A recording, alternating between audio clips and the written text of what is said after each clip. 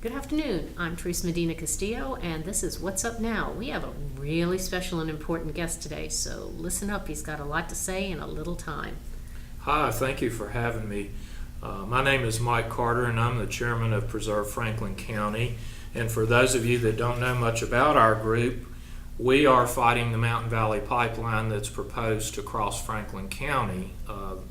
We have more landowners affected in Franklin County than any other county on the 300-plus mile route. We view this project as environmentally damaging. We think their use of eminent domain against landowners is improper and illegal. We fear great damage to our watershed here in Franklin County, damage to our tourist industry, and most of all, Smith Mountain Lake will be on the receiving end of all the pollutants associated with the construction and the use of this pipeline. So, if we don't know, what is eminent domain? What does that mean? Eminent domain is the seizure of property for the public common good, like, say, an airport, train line. Basically, these gas companies are using a Virginia law stating that they are for public good. However, Mountain Valley Pipeline can only claim one domestic use on the whole 300-mile route. They have said that they will allow a tap in Franklin County. Roanoke Gas has the right to tap that because they have the right here in Franklin County. They've sent a letter to our Board of Supervisors stating that they will tap the pipeline if the demand is here, and as of right now, we have only 1/3 of the demand necessary that would make it financially viable for them to tap it here in the county. The other side of that coin is you have to run all the infrastructure, gas lines to all these residents, which would cost a tremendous amount of money. The average homeowner in Franklin County is going to be hit with approximately a $10,000 fee for new gas furnace, new gas stove, gas hot water heater, gas dryer. So you have to have natural gas appliances before you can utilize natural gas. No one in this county has natural gas appliances. It doesn't seem like it would be worthwhile economically to switch over to gas. And I think I read that this pipeline is only going to be functioning for 20 years.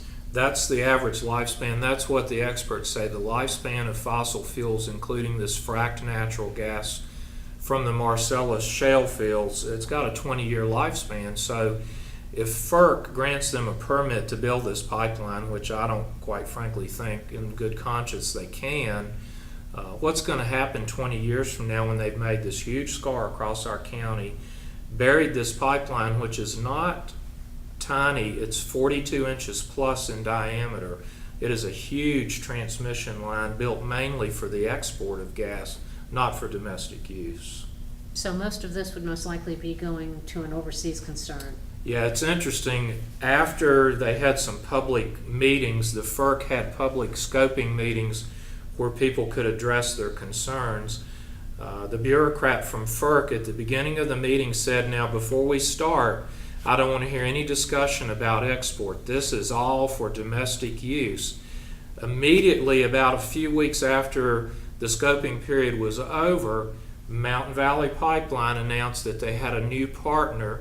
A small company bought in a small percentage of it, and this company is strictly in the export business of shipping gas to India. So that's not really going to help our community at all. We quite frankly see no benefit for Franklin County from this pipeline other than degradation of our lifestyle, our lands, our water, all the things we hold dear to our heart here in Franklin County, the view of Cahays Mountain, which they intended to cross the ridge. Now they've changed the route slightly, but that's not to say if they get a permit, they still could go across the ridge of Cahays and come down the south-facing slope. And that would mean at least 150-foot gash. Oh, it's like building an interstate right cutting Franklin County in half. To give you an idea, if you're familiar with Route 220 in Franklin County, from one guardrail to the other side of 220, the north and southbound lanes, that's about 150 foot. So they're going to open up a pathway that big all the way across Franklin County to the Pennsylvania border. And I've heard it said that if they encounter rock, they're going to blast. Right. You know, most people in Franklin County, unless you live in the town of Rocky Mount or in maybe a subdivision at Smith Mountain Lake, you're dependent on a well as your source of water. So We are. you're going to suffer the consequences of them opening this big gash. It could shift the way water reservoirs fill underground. You could lose your well from this. The real scary part for the town residents, they plan on crossing the Blackwater River just upstream above the town of Rocky Mount's water treatment plant. Now that, when I say cross the river, they're not boring under it. According to their paperwork as of right now, they are going to dig a trench through the middle of the river and lay the pipeline in the bed of the river. They're going to cross the Blackwater River a minimum of 3 times in Franklin County. Magotty Creek, they are on the total watershed of Franklin County all the way to Pittsylvania County. And the recipient, ultimately, of all this destruction to our water is going to be Smith Mountain Lake, our major source of tax revenue for the whole county. Sedimentation is already an issue there. FERC filed a sedimentation study project in 2012, so they're well aware there's already an issue. And for the people on the Roanoke River end of the lake, which they may not think they're going to receive this, they're cutting the Roanoke River north of Salem. So it's going to come through Salem. They come at 2. They're crossing Wow. the lake 2 Yeah. different areas, yeah. But I know that as far as our tourism goes, the lake is a big part of how we get our income during the summer. Oh, absolutely. And I think you can look at the county's tax figures, an increase in meals tax and other taxes that come in due to tourism, fishing tournaments, real estate taxes on the lake, property taxes. Every boat down there pays property tax. It's a lot of money, and if that lake becomes damaged by this pipeline to where it's not really viable anymore or good to swim in or good to fish in, it could have major effects on our economy here in Franklin County. And that isn't something you can really project because you don't know how much it's going to be affected until the damage is actually done. Well, there's some figures out there, and it's going to open up a lot of sedimentation issues because they're crossing a lot of small feeder streams that go into bigger streams that then become the Blackwater River. So it's sort of like it's a few raindrops over here, but eventually it becomes the whole lake. And they're going to receive all of the pesticides and herbicides that are sprayed on this pipeline. The protective coating they put on that pipeline, nobody can tell you for sure what's in that. That's going to leach off into groundwater, and those materials are also going to enter the environment here in Franklin County as long as the rest of the route. As far as I know, there isn't a filter that you can put on your wellhead when it gets into the house that will actually filter out all of these contaminants. That's so correct, and we're running the risk of having the water contaminated. Right. We are advising people to have their wells tested and sampled now to see exactly what's there. So if there are changes down the road, you can prove your well hasn't always been that way. Now, how does a resident go about doing that? I'm not really sure. We could contact our group at www.preservefranklin.org. There's contact information there, or we also have a Facebook page called Preserve Franklin County. And if you put a question out on there, somebody will get you an answer. So they're trying as hard as they can to get as much information out to the public so that we can make some sort of decision for ourselves. Right. Personally, I haven't been able to talk to anybody from the other side. I've tried and they put me off. They had a public hearing here early on. There is going to be another series of scoping hearings put on by the FERC coming up once an environmental impact study's done, but they're not too forthcoming with information, I'll just put it that way. There's just so much to worry about. Once they get this, if the pipeline goes through, they do their thing for 20 years, what happens to the pipeline after that? That's a $1 million question. We're going to be stuck with this buried 42-inch monstrosity. I think in some of their paperwork I've read, it states they have the right to put other liquids through that pipeline. And we've also heard that some of the information coming out of West Virginia says that they have the right to build an adjoining pipeline in the same route. So if they're granted a permit, you could possibly have two pipelines in this route at some point in time. I'm looking at the proposed pipeline.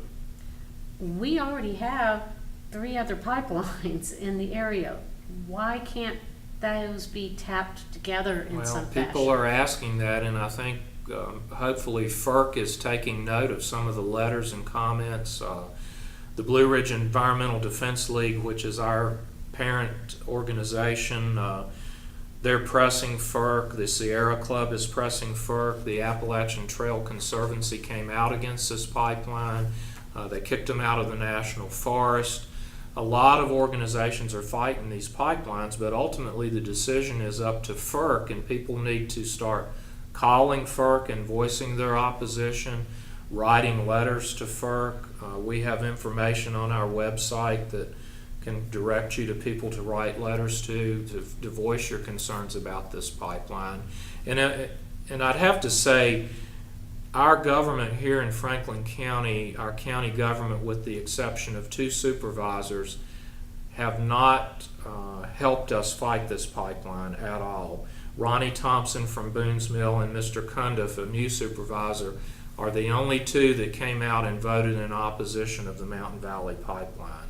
So we don't have a lot of governmental support here locally, unlike Roanoke that's formed a joint committee with some of their citizens concerning this, and other counties. Some counties have hired attorneys to help them fight the issues around it, but we sort of feel like the Franklin County Board of Supervisors has turned their back on us and the citizens. They had a public hearing after a lot of begging them on the part of our group.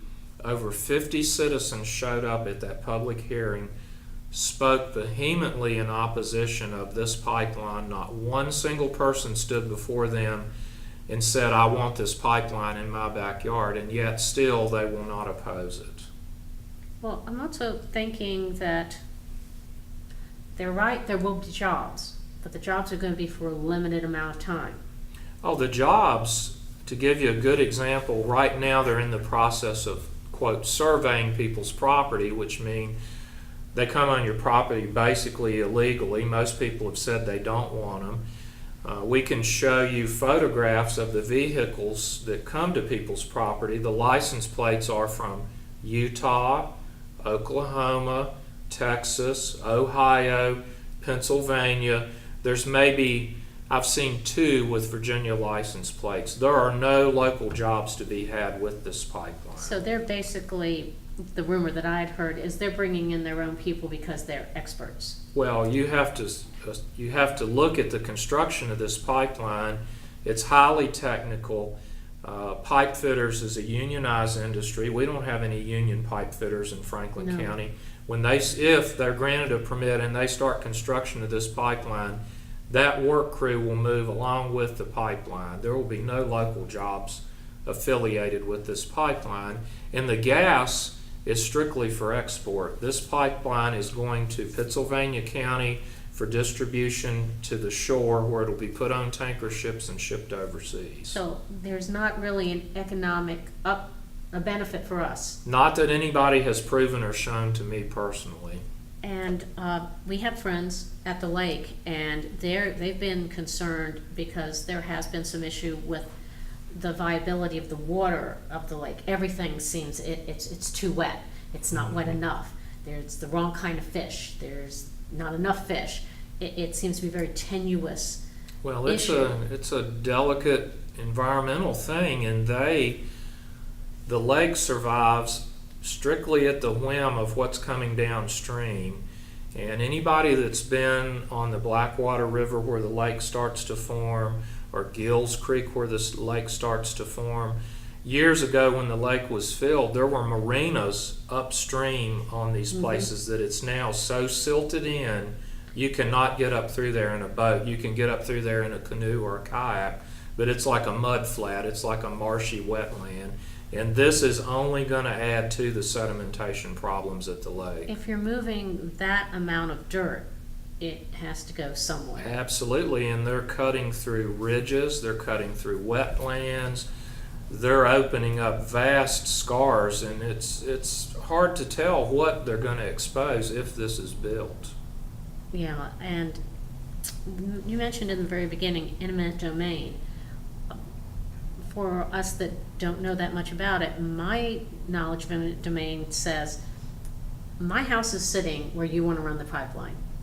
You get to take my house. You get to pay me whatever you want to pay me for it. It may be family land that we've had for generations. It may be a working farm. But if it runs afoul of the line of the pipeline, they can just walk in and give you pennies on the dollar if it's worth. Absolutely. I'm Is that not a correct? lawyer and I'm not handing out legal advice, but as people that spoke at that public hearing, there was one family, the farm had been in their family for 200 years, 3 or 4 generations, going to cut right through the middle of it and ruin their farm. There's other people, it's within 1,000 feet of their home. It's impacting people's springs, it's impacting wells.